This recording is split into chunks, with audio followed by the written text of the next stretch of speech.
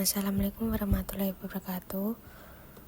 Saya Laisa Gista Ananta, NIM A510220033 dari Prodi PGSD Universitas Muhammadiyah Surakarta.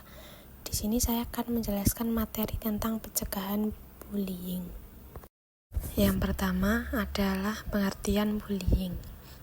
Bullying adalah tindakan penggunaan kekuasaan untuk menyakiti seseorang atau sekelompok orang secara berulang. Tindakan ini bisa dilakukan secara verbal, fisik, maupun psikologis, sehingga korban merasa tertekan, trauma, dan tak berdaya. Bullying bisa dilakukan oleh individu atau sekelompok orang yang memiliki kekuatan lebih kepada pihak yang dianggap lebih lemah. Biasanya bullying terjadi dalam waktu yang panjang dan membuat korban menderita. Selanjutnya ada jenis-jenis bullying. Yang pertama ada bullying fisik, bullying verbal, bullying sosial, dan cyberbullying. Yang pertama bullying fisik. Ini adalah jenis bullying yang paling terlihat. Tindakannya berupa kekerasan fisik seperti memukul, menendang, menjambak, atau merusak barang milik korban. Yang kedua ada bullying verbal. Bullying ini menggunakan kata-kata untuk menyakiti korban, contohnya mengejek, menghina, memanggil dengan nama panggilan negatif, atau menyebarkan rumor. Yang ketiga ada bullying sosial. Jenis ini bertujuan untuk mengisolasi atau meminggirkan korban dari kelompoknya. Pelaku bisa saja melarang teman-temannya untuk bergaul dengan korban, menyebarkan gosip, atau mempermalukan korban di depan umum. Yang keempat ada cyberbullying, yaitu bullying yang dilakukan melalui media elektronik seperti pesan singkat, media sosial, email, atau game online. Cyberbullying bisa berupa hal-hal yang disebutkan di atas pada bullying verbal dan sosial. Selain itu, bisa juga berupa ancaman, penyebaran foto atau video memalukan, dan peretasan akun. Selanjutnya ada dampak bullying pada korban. Yang pertama, emosional. Bullying dapat menyebabkan korban merasa cemas, depresi, sedih, dan marah. Mereka mungkin juga mengalami penurunan rasa percaya diri dan harga diri. Yang kedua, fisik. Bullying bisa juga menimbulkan masalah kesehatan fisik seperti sakit kepala, sakit perut, atau gangguan tidur. Yang ketiga ada mental. Dampak jangka panjang bullying bisa berupa gangguan mental seperti PTSD, yaitu Post Traumatic Stress Disorder, atau gangguan makan. Yang keempat ada sosial. Korban bullying mungkin akan menarik diri dari lingkungan sosialnya dan mengalami kesulitan dalam bersosialisasi. Prestasi belajar mereka juga bisa menurun. Dan selanjutnya ada dampak bullying pada pelaku. Yang pertama, pelaku bullying berisiko lebih tinggi untuk mengalami masalah perilaku dan sosial di masa depan. Mereka mungkin akan terlibat dalam kenakalan remaja, kriminalitas, atau kekerasan dalam rumah tangga. Yang kedua, kebiasaan membuli orang lain dapat membuat perilaku menjadi semakin terbiasa dengan perilaku agresif. Yang ketiga, bullying bisa menjadi tindakan kriminal. Pelaku bisa berurusan dengan hukum. Yang keempat, perilaku bullying akan membuat pelaku memiliki citra buruk di mata orang lain. Lalu ada faktor-faktor bullying di lingkungan keluarga, yaitu kurangnya kasih sayang dan perhatian orang tua, pola asuh yang otoriter atau terlalu longgar, dan orang tua yang sering bertengkar bisa menjadi faktor pemicu bullying. Anak yang tumbuh di lingkungan keluarga yang tidak harmonis rentan menjadi korban atau pelaku bullying.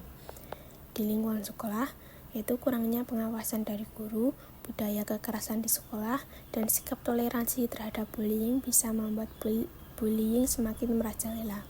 Di lingkungan pertemanan, adanya tekanan untuk mengikuti kelompok, perbedaan pendapat yang tidak dihargai, dan kurangnya rasa empati bisa membuat seseorang menjadi korban bullying. Selanjutnya masih di faktor-faktor bullying. Keadaan psikologisnya, seseorang yang memiliki rasa percaya diri yang rendah, mudah cemas, atau sedang mengalami masalah personal lebih rentan menjadi korban bullying. Yang terakhir ada pelaku bullying sendiri. Seseorang yang pernah menjadi korban bullying memiliki masalah di keluarga atau sedang mencari perhatian lebih berisiko melakukan bullying terhadap orang lain. Selanjutnya ada pencegahan bullying.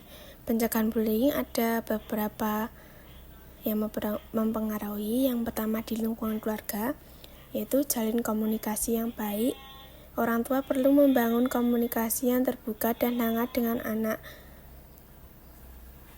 Dorong anak untuk bercerita tentang keseharian di sekolah, termasuk hal-hal yang negatif seperti bullying. Yang kedua, menanamkan nilai-nilai positif. Orang tua harus menjadi teladan yang baik bagi anak. Ajarkan anak untuk menghormati dan menghargai perbedaan serta menjauhi perilaku kekerasan. Yang ketiga, ada meningkatkan rasa percaya diri anak. Orang tua bisa membantu anak mengembangkan rasa percaya diri dengan cara memberikan dukungan, pujian, dan motivasi. Yang keempat, perhatikan perubahan perilaku anak. Orang tua harus peka terhadap perubahan perilaku anak yang mungkin menjadi tanda-tanda ia mengalami bullying. Selanjutnya ada pencegahan bullying di lingkungan sekolah. Yang pertama, menerapkan kebijakan anti-bullying. Sekolah harus memiliki kebijakan yang tegas untuk mencegah dan menangani bullying. Yang kedua, meningkatkan pengawasan. Guru harus lebih aktif dalam mengawasi kegiatan siswa, terutama di area yang rawan terjadi bullying seperti toilet atau lorong sekolah. Yang ketiga, menanamkan budaya saling menghargai. Sekolah bisa menyelenggarakan kegiatan-kegiatan yang menumbuhkan rasa toleransi, kepedulian, dan sikap saling menghargai perbedaan. Yang keempat, membentuk tim anti-bullying. Sekolah dapat membentuk tim khusus yang menangani kasus bullying berisi guru, psikolog, dan konselor. Lalu, pencegahan bullying di lingkungan masyarakat. Yang pertama, sosialisasi anti-bullying. Masyarakat perlu diedukasi tentang bahaya bullying dan pentingnya menciptakan lingkungan yang aman dan nyaman bagi semua orang. Yang kedua, melaporkan kasus bullying jika melihat atau mengetahui adanya kasus bullying. Jangan ragu untuk melaporkan kepada pihak yang berwenang. Lalu ada tips mencegah bullying sebagai korban, yaitu yang pertama, menjaga keamanan, hindari situasi yang beresiko, hindari tempat-tempat sepi atau terpencil di mana kamu bisa menjadi korban bullying. Yang kedua, berjalanlah bersama teman atau orang dewasa saat kamu merasa tidak aman. Lalu pelajari teknik bela diri dasar untuk melindungi diri jika kamu diserang. Lalu tips mencegah bullying sebagai pelaku. Meningkatkan kesadaran diri. Pahami bahwa bullying itu salah. Bullying dapat menyebabkan luka fisik dan emosional yang serius bagi korban. Lalu empati pada orang lain. Bayangkan bagaimana perasaanmu jika kamu menjadi korban bullying. Lalu yang ketiga, pikirkan konsekuensinya. Bullying dapat mengakibatkan hukuman disiplin di sekolah, masalah hukum, dan merusak reputasi. Sekian materi tentang pencegahan bullying.